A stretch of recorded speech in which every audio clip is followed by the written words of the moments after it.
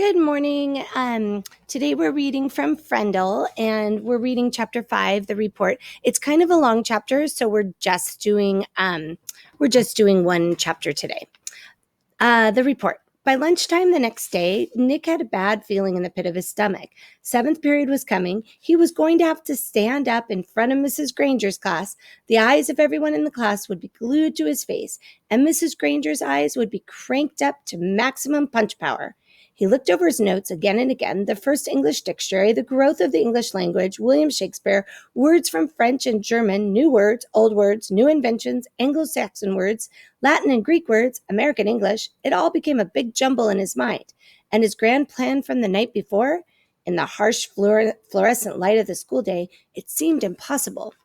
What is it with the check clocks in school? When you're planning to go to the carnival after school, the clocks in every class practically run backward, and the school day lasts for about 3 weeks. But if you have to go to the barber or go shopping for clothes after school, zip, the whole day is over before you can blink.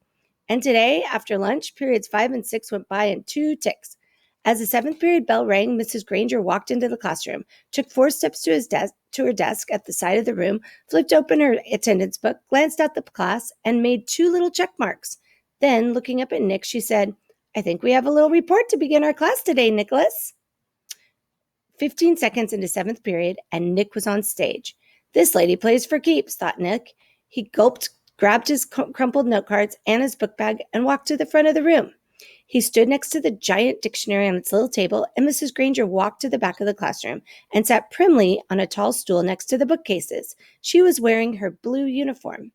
Taking a deep breath, Nick began.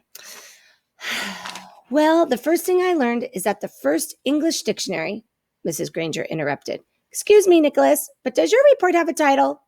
Nick looked blankly at her. "A title? No, I didn't have a title. Class, please remember to include a title whenever you prepare an oral or written report. Now please go on, Nicholas." And she smiled and nodded at him. Nick began again. Looking right at Mrs. Granger, he said, "The dictionary." A couple of kids thought that was funny, but Nick played it straight and just kept talking.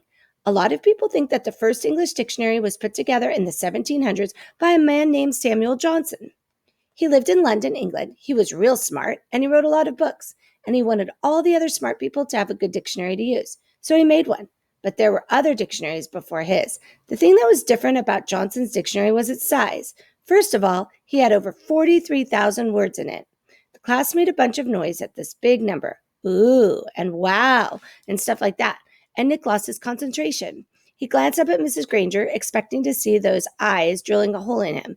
But they weren't. They were almost friendly in a teachery kind of way. She shushed the class and said, "Go on, Nicholas. That's a fine beginning." Nick almost smiled, but he saw all the kids staring at him, so he gripped his note cards even tighter and jumped back in. The other thing that Samuel Johnson did that was special was to choose the words he thought were most important and then give lots of examples showing how the words got used by people. For example, he showed how the word take could be used in 113 different ways. Nick's report went on smoothly for 12 minutes. Nick was surprised at how easy it was to stand there and talk about this stuff.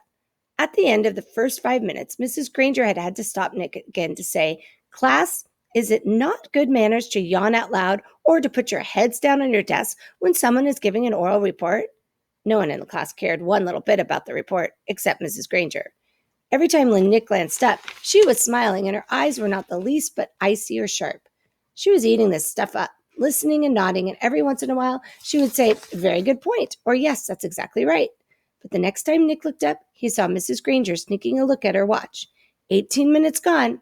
Maybe his idea was going to work after all. Time for phase 2. Reaching into his book bag, Nick pulled out the red dictionary he had brought from home, the one most of the kids had, the one Mrs. Granger said they would use. Nick said, "This is the dictionary that I use at home for my vocabulary work, and I opened it up last night to the very front, and right there I found out a lot about how the dictionary is made, right in this book. So I thought some of the ideas would be good as part of my report. It says here." "Nicholas," Nick looked up. Mrs. Granger got off her tall stool, and its wooden legs made a screech on the linoleum. Head snapped to attention, and the class was alert again. Mrs. Granger smiled, raised her eyebrows, and pointed at her watch.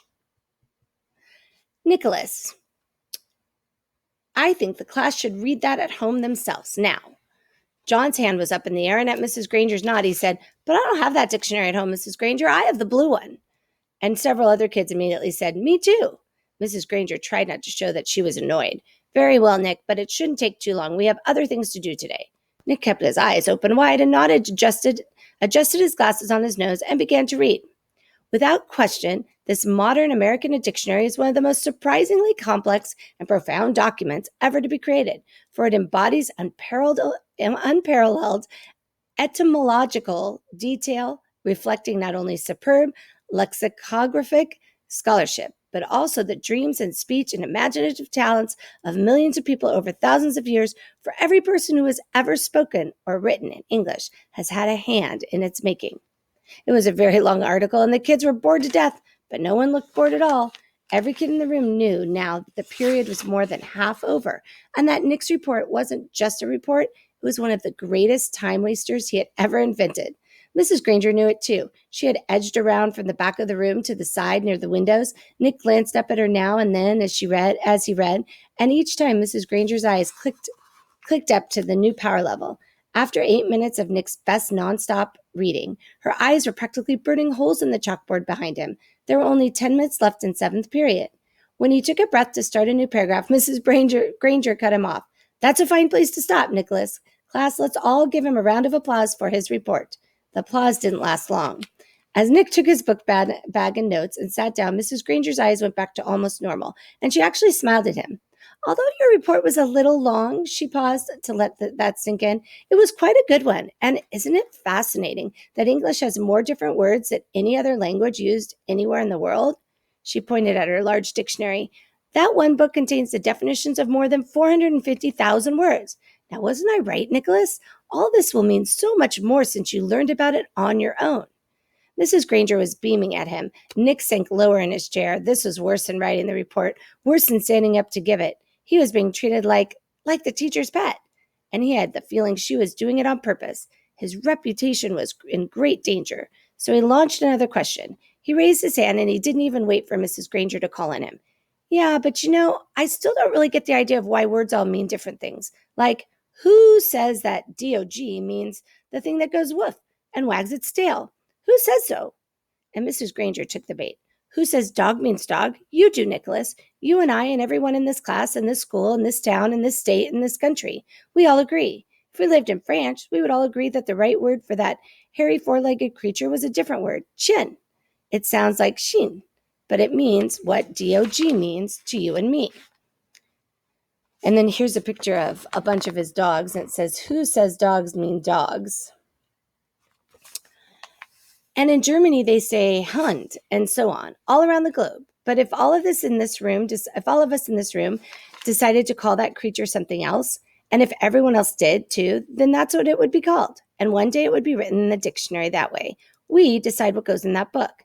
And she pointed at the giant dictionary, and she looked right at Nick, and she smiled again.